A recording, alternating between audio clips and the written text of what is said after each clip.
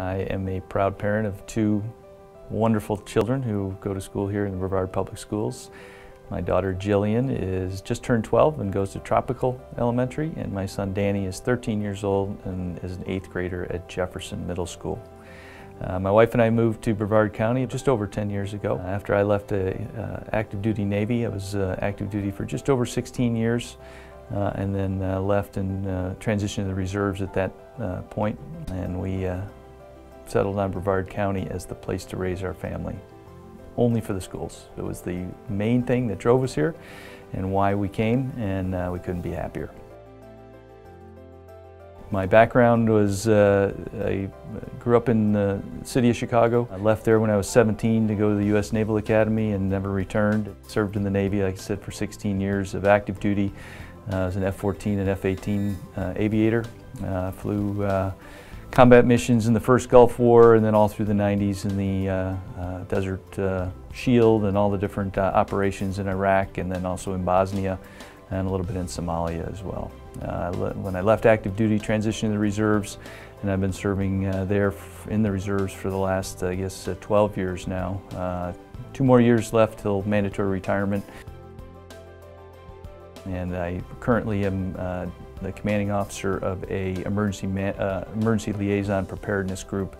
A group of senior officers that are the eyes and ears of the Pentagon when a natural or man-made disaster happens inside the United States. So we're closely associated with the Department of Homeland Security, FEMA, and we're kind of the Navy liaison to make sure that if the Navy needs to help and respond to any of those emergencies, that we are ready to do so with the right people and the right supplies. Just finished my MBA at FIT last spring.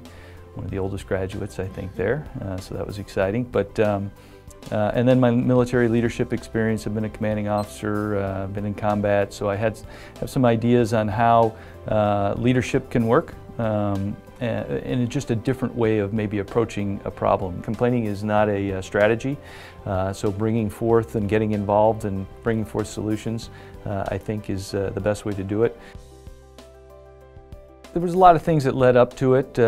Certainly not the reason why I ran, but something that probably pushed me a little bit was my children went to Gardendale Elementary, one of the 3 schools that closed in 2013.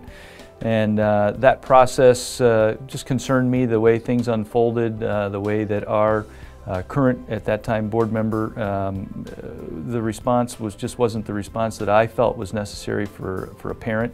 And the questions that we asked, and so I started to become more interested in the operation of the school district.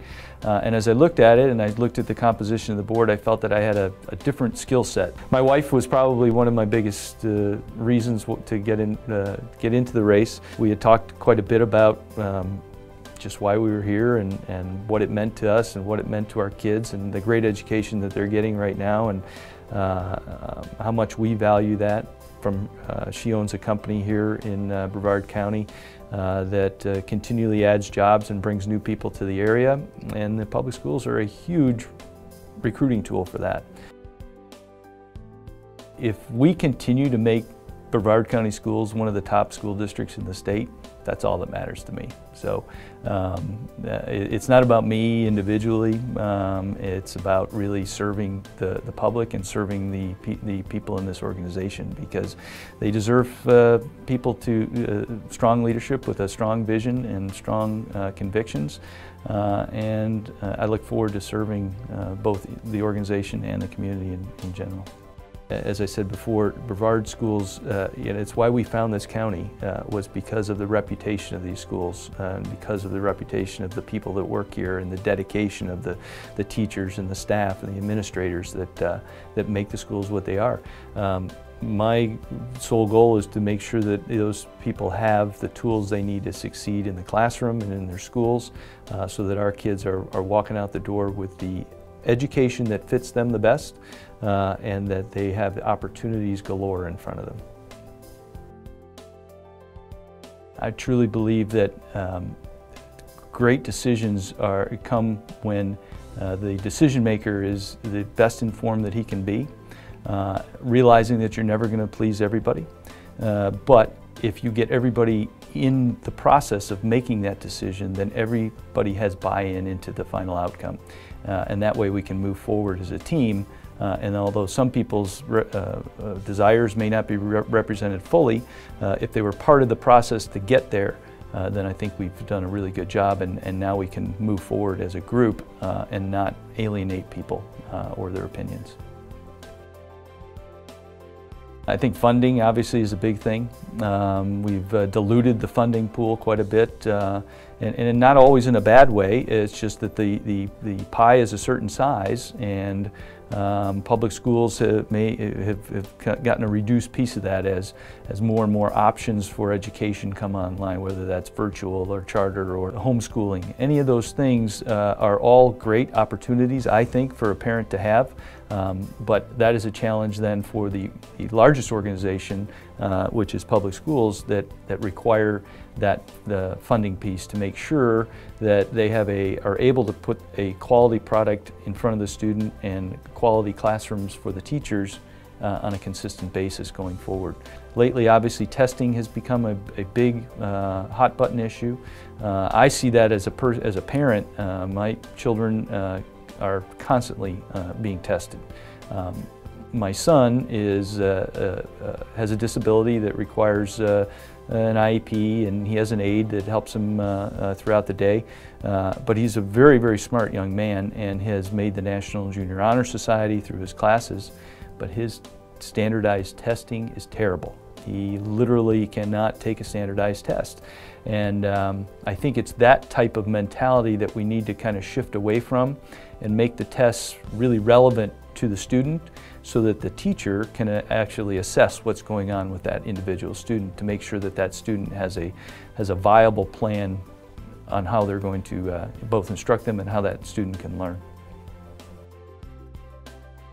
The teaching profession is such an honorable profession, and it has become one that has lost a lot of control for the teacher in the classroom. Giving them the time to plan, giving them the time to grade tests, the time to spend individual learning time with a student, and allowing the teachers to teach, allowing them to be the professionals that they are, I think is really critical. We need to get back to that. I think Tiger Teams are a great way to address a critical issue.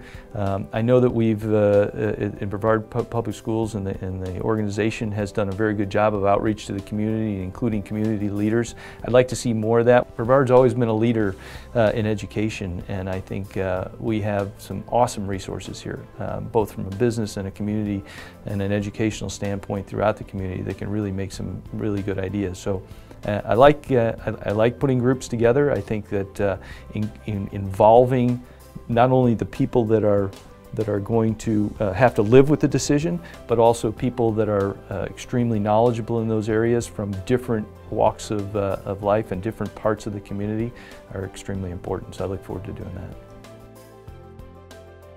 There's a lot of stuff that just, you know, I think the board's role is to be the leadership, both in the organization and to set the example and take responsibility for the organization, but also be that outreach into the community as well.